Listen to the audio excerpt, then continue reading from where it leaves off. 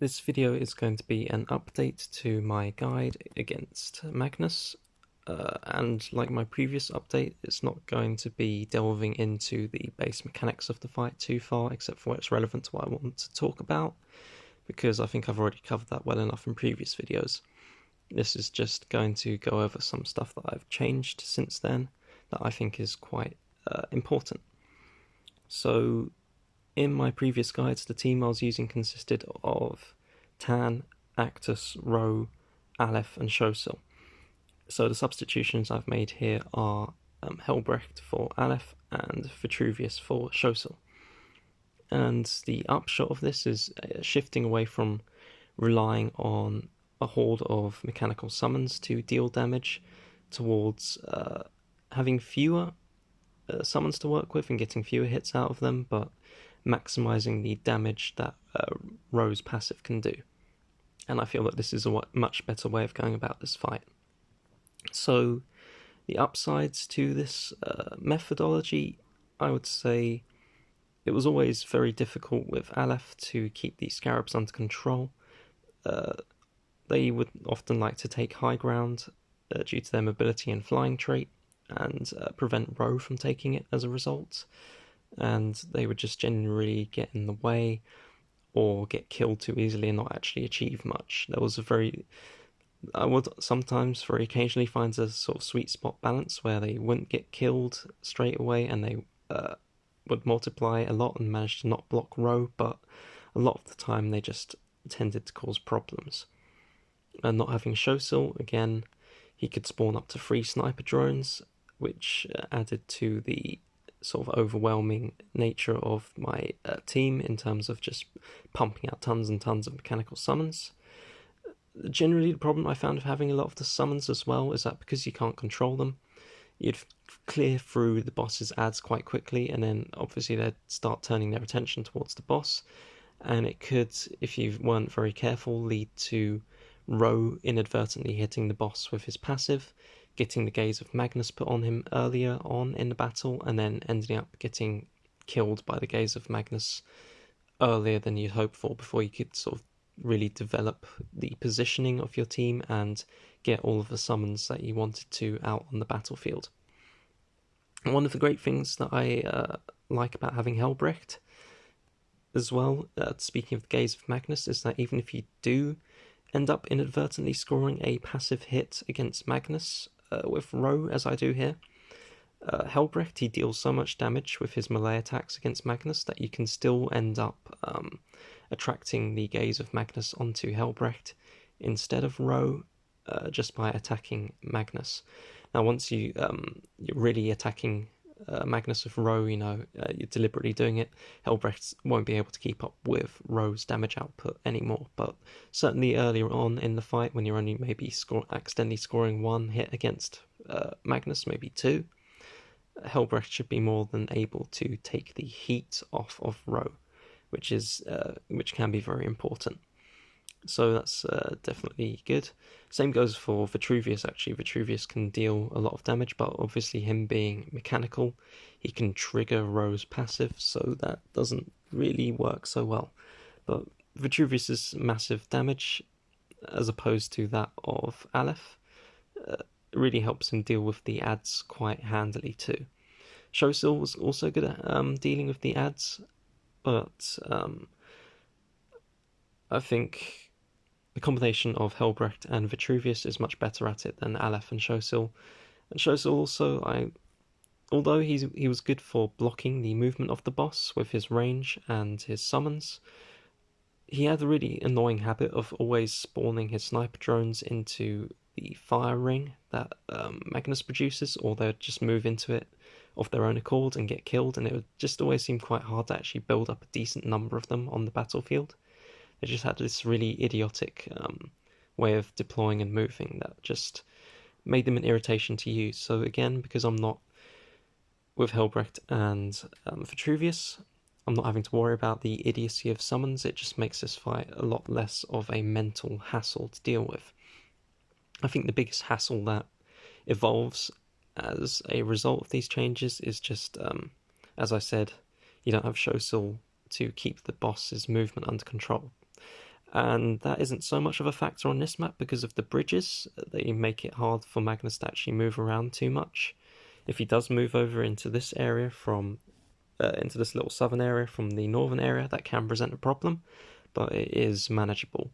And if you can manage it, then keeping him under control on this map isn't so hard. It might be harder on other maps that are more open. So the jury is still out on whether Showsil should always be replaced with Vitruvius, but I think again, due to the nature of this team, it isn't so much of a problem if Magnus is moving around, and I'll get into why that is. So with this team, you're maximizing Ro's damage output not by getting Magnus to be hit a bunch of times by summons, but instead by maximizing the damage of each of his individual passive activations. So by having Vitruvius tag Magnus with his passive, that will cause Ro to score an extra hit with his passive, and Helbrecht will increase the damage of all the passive hits that Ro does, including those that are added by Vitruvius, and he also increases the damage of Ro's active hits. So the two direct damage hits that gets added on top of his passive hits whenever his passive gets triggered. So under this kind of scheme, you're not getting many hits out of your summons because you've only got Skitari to set off Ro's passive, but for each time that the passive is set off, it will really, really sting. Now consider a situation with the other team where you've got Ro in a position and you've got a ton of summons hitting Magnus and you're doing a decent bit of damage in the turn. And then suddenly, you get overwhelmed by one of Magnus's moves, or you just don't simply have enough means of blocking him, and Magnus moves away. Now suddenly all of your summons are hitting Magnus, and Ro isn't adjacent to him. So Ro, for that part of the phase of your turn, isn't doing any damage at all. Now you move Ro into position, adjacent to the boss. You shoot him with Showsil, so you get an activation of his passive. You maybe move Tan next to a couple of Skitari, and you shoot with them. So for each time Tan shoots, you get 3 activations, and then that's it. So you've got there a total of 7 activations of Ro's passive. Consider the same situation with Vitruvius and Helbrecht. Magnus moves away. You've got Helbrecht next to Ro. They both have movement of 4, so wherever you move Ro to, you can move Magnus. You can move Helbrecht adjacent to Ro to keep the passive buff on him. And then you move Tan into a position where he's next to a couple of Skitari. You shoot Magnus with Vitruvius, and then you shoot a couple of times of Tan. So again, in this hypothetical situation, you've attacked Magnus 7 times in the phase of your turn where you're carrying out actions with your characters, but because each of the passive hits that Ro does in this situation does so much more damage than in the other situation, you end up really still dealing a lot of damage to Magnus, despite the fact that he's sort of moved out of the clutches of Ro. So it's a lot more consistent, and you're a lot less reliant on needing to pin Magnus in place. Now, ideally, you will still keep Magnus pinned in place, or at least moving in ways that he doesn't actually break contacts with Ro, but it makes it less of a tragedy if he does. And in general, just because of how much damage Ro does when his active is online and he has these passive buffs on him from Helbrecht and Vitruvius, you have the time to really set up an attack and make sure that you've got kind of Magnus got him pinned in position, and that's when you then use Helbrecht's active and Ro's active and really go to town on him. And you can cram a hell of a lot of damage output into a couple of turns. So it just makes life a lot easier. You can kind of pick your moment, and then you only really have to keep Magnus under control for a single turn, and you'll do the bulk of your damage output over the turn where you use Ro's active, and then the following turn. Just makes life, in my opinion, quite easy. And I'll now be going over my replay, just showing how this kind of pans out in practice. One thing to go into just before I start, you'll notice if I look, well, you might not notice, but you'll notice once I say it, Actus, he doesn't have a block item. Neither does Helbrecht, and neither does Vitruvius. Now, I've had a couple of previous fights that got quite hairy because Vitruvius and Actus were duplicated by Magnus, and they got shot at by Skitari, and they blocked the Skitari's attacks, which left them with a lot of health, and it meant that I needed to kill them with my characters, but again, my characters weren't guaranteed to kill them because of the potential of being blocked by them. So I've just taken the block items off. It makes it easier to kill the clones, so my summons will be less distracted by them, and it makes it easier for my characters to get a guaranteed kill on them. And there's nothing I like more in guild raids than a sure thing. I don't like any kind of uncertainty, because it just makes it harder to plan for what you're doing, and you really need to be able to make solid plans against Magnus just due to how awkward he is as a boss. And having a shield on your character, sure, it's nice for the extra survivability, but I think if you're relying on a shield for your characters to survive, then you're not really playing right. You shouldn't have to rely on a shield for that. So anyway, I'm just going to start playing out the battle here. So I'll do my usual of trying to get as many summons out as possible, which means 2 Skitari. And in the process of doing this, I also move Row in a way so that Magnus can't move into this area. And then I'll be moving Helbrecht here so Magnus can't move into this area, and block off the bridges and keep my characters trapped on the lower half of the map.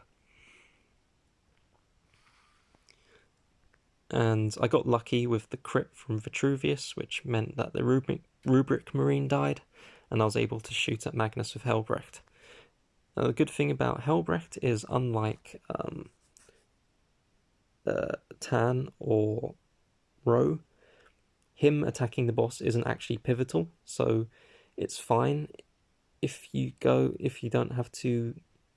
the gaze of Magnus on him and you're forced to not attack for fear of him being killed by the gaze of Magnus, because at the end of the day he doesn't trigger Row's passive. All he does is deal a decent chunk of damage through just his normal attack being boosted by his passive. It's nice for him to attack Magnus, but it's certainly not necessary. The main thing Helbrecht does is act as a buffer for Row. Whereas obviously with Tan, you'll be wanting to attack the boss because you'll be needing to trigger Conqueror mode or need to be spawning Skitari, whichever phase of the battle you're in. So you can't really get in a situation where Tan has a bunch of stacks of Gaze of Magnus on him, because that will just be really hampering your damage output. And the same obviously goes for Row. Past a certain point, you'll be wanting Row to just be hammering away at the boss again and again and again, making sure you make the most out of him, because he is your main source of damage. So I'm really happy to just suck up the Gaze of Magnus onto Helbrecht, and make sure that it doesn't get randomly cast onto Row or Tan, which could really mess with my attack by causing them to be put in a situation where I'm not able to attack with them.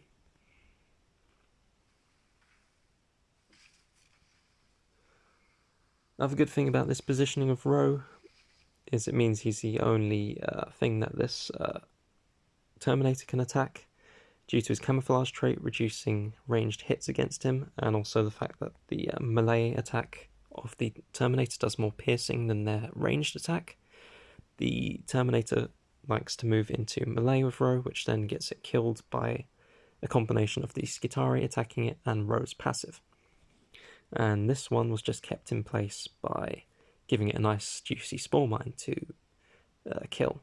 So this one hasn't deployed its Time Ghost yet, so it won't do its annoying revive, and this one has already been killed once. So I've put myself in a good position to get rid of these Terminators and get on with the rest of the fight and not having to bother about them. Now, I've got myself in a bit of a situation here. I can't block off the whole of the bottom of the map with just one spore mine. So what I'm going to need to do is get Tan to deploy a Skitaris in this area, either where Actus is or on this hex, to block off this area. this area that Magnus can move into, this area that he can move into, or this area that he can move into. And then I can cover the rest of the area with a spore mine to prevent Magnus from jumping down over here and causing problems. But by doing so, I need to attack Magnus with Tan, which means that I'm going to have to end up triggering Roe, because I'm starting the turn with Roe adjacent to Magnus, and where I'm moving him here, he'll also be adjacent to Magnus. So this is what I was talking about, why it's good to have Helbrecht and the amount of damage he does. So I'll attack Magnus with Tan, triggering Roe's passive, which will deal a hefty bit of damage to Magnus, but Helbrecht can simply melee Magnus, deal around 6,000 damage, and get the gaze of Magnus sucked up onto him, rather than it being transferred over to Roe. Because obviously I want to keep the gaze of Magnus off of Roe for as long as possible. Getting another Skitaris out, and now I'll be... so that's got this area covered, and this area covered, and now this spore mine covers this area and this area, so everything's blocked off to Magnus now. So now I'll be dealing with this Terminator. So I don't want Roe to move on to the Ring of Fire. I think he can move on to there. The Ring of Fire won't do too much damage to him, but I'd prefer if he didn't. So I'm going to attack the Terminator with Tan first to set off Roe's passive. Now I'll finish the Terminator off with a normal attack, just to keep Roe in position here. The other advantage to keeping Roe in this position, it means that Magnus can't sort of move over this way and block in Tan and the Skitari, because once they get hit by the fire, if Magnus moves over here, suddenly Tan doesn't really have anywhere to move to, because this hex to the north of him will be blocked by fire, this hex to the south of him will be blocked by fire, so the only place he can really move to is onto this hex, or stay where he is, or move one hex up, or to the north or to the south. So just by preventing Magnus from moving here, I give him a lot more freedom to then move around in the rest of this battle. So it's just a little nuance of this particular battle, not too important. So again, trying to avoid setting off Roe's passive. So I use Vitruvius to set up a kill on this set up for a kill on the Terminator in the next turn by tagging it with Master Annihilator. Now I know Helbrecht is about to take a lot of damage from the gaze of Magnus, so what I've done is put him adjacent to the Terminator. That means that because this Terminator is still able to deploy its Time Ghost, so I don't want it to move, I want it to stay in position to make it easier to kill so it doesn't revive. So I'll put Helbrecht next to it, so that when Helbrecht gets hit by the gaze of Magnus, the Terminator will stay in position and melee Helbrecht, and therefore again not deploy its Time Ghost, which means I'll only have to kill it once in the following turn. So it's just something to think about when it comes to killing off these damn Terminators. Try and prevent them from moving around, and you'll have a much easier time of doing it. So at this point now I can't attack Magnus with Helbrecht, because if he gets hit by the gaze of Magnus again, he's just going to die. So I use the opportunity to strip the Terminator armor protection off of the Scarab Cult Terminator. And then because it has Master Annihilator on it, I can easily finish it off with a shot from Vitruvius. But at this point I kind of have to go all in on attacking with Roe, because I think he's just going to have the gaze of Magnus on him from now on in this battle.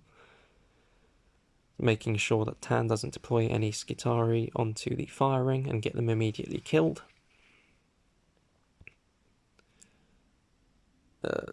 So Tan, he acts really annoyingly, so he doesn't see the fire ring as being a threat when it comes to deploying the Skitari. So if I hadn't moved Actus here and I hadn't had Roe here, he would have deployed his first Skitaris onto this hex to the north of him, but then the second one would have been deployed into the Ring of Fire, rather than onto this Flaming Hex, which, while it will deal a little damage to the Skitaris, it's a lot less dangerous to the Skitaris in the long run than being paused spawns directly onto the firing and killed in the next turn.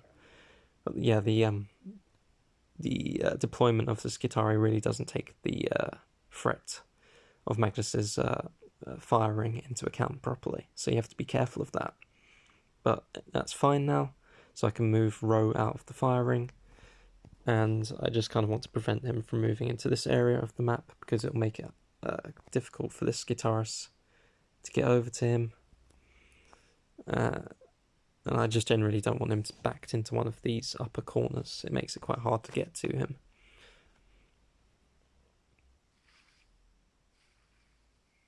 But yeah, pretty much just rolled the dice here. Magnus had a lot of options of places he could move to, but I was perfectly fine with him moving over this way. So now I can take out the copy of Actus.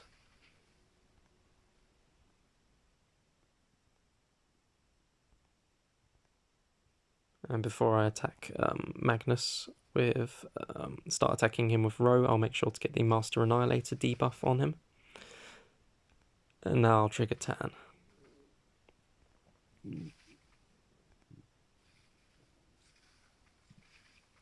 So now I'm pretty happy with my setup. I've got 5 summons out.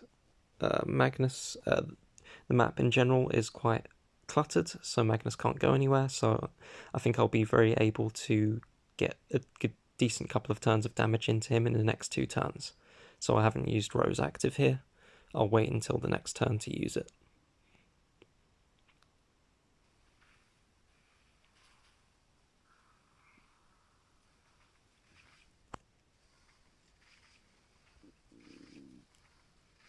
You can see each activation of Rose passive here is really doing quite a lot of damage. And now obviously it's time to use Rose active. And what I'll do here will highlight another thing that I like to do as well. Now, there's nothing worse than all of your summons being distracted by a copy being created by Magnus, and then having to deal with that copy in the following turn, potentially if it's in your way, blocking you or doing something annoying. So just a general thing I like to do is make sure that if I can cluster my other characters around Ro, so that if they get cloned, the clone will be adjacent to Ro, and then if that clone gets attacked by a summon, Ro will just kill it straight away with his passive, and then I won't have to worry about that clone anymore. But obviously, Ro now has 2 stacks of the Gaze of Magnus on him, so I'm going to need to heal him up. So use Hellbreath active, obviously, use Rose active. Now I'm ready to start going ham on the boss. So in here I was in quite a good situation where I could use Actus's active to heal Ro, as well as use it to good effect in terms of setting off other mechanical characters and units to attack. Realistically, you won't always be able to get yourself in such a good situation, and this is another great thing about having Vitruvius on the team, is that if you need an emergency heal on Ro, Vitruvius, he can provide a very strong heal if necessary. I guess, well, mine isn't maxed out, but I imagine that Diamond 3 with Winged Star, he can probably heal about 5,000 health per turn. So that's really good in a pinch. Definitely what I need, sort of thing I'd need to keep Ro alive. Now, Ro definitely won't be killed by the Gaze of Magnus here, but there is a potential that if Magnus used the Blade of Magnus ability and it hit Ro, it would finish Ro off in the next turn. So ideally here I'd just have Actus active a bit higher level, but I instead use Vitruvius to top up Ro's health and make sure that he definitely survives the turn, so that he can do damage in the next turn as well.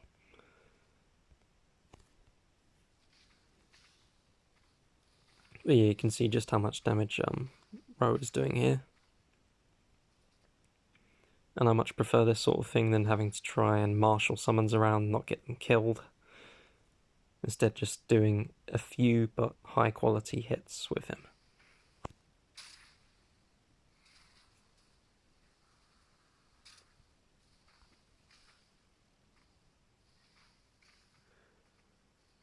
Now I set Magnus up here so that the only place he could move to would be adjacent to high ground, and he's in a position where Roe can get to the high ground. So yeah, I think I was quite fortunate that he moved, but yeah, it worked out very well for me in the end, because each hit Roe was doing from high ground was doing about 20,000 damage or something like that.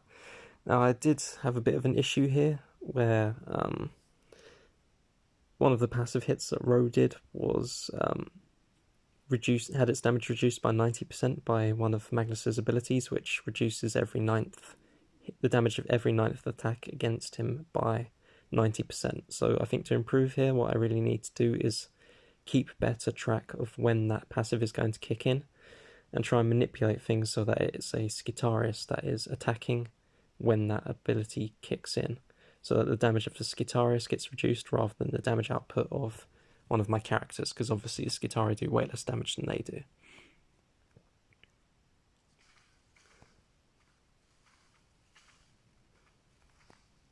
But yeah, these two turns, I set them up well, and I was able to do a huge amount of damage in both of them, just by the combination of restricting Magnus's movement to keep him adjacent to a fully buffed up Roe, and by allowing him to move to an area that allowed me to exploit the high ground as well. And compared to what I'd have to think about setting up when I was using Actus and Shosil, it's just a lot less mentally taxing, I think anyway.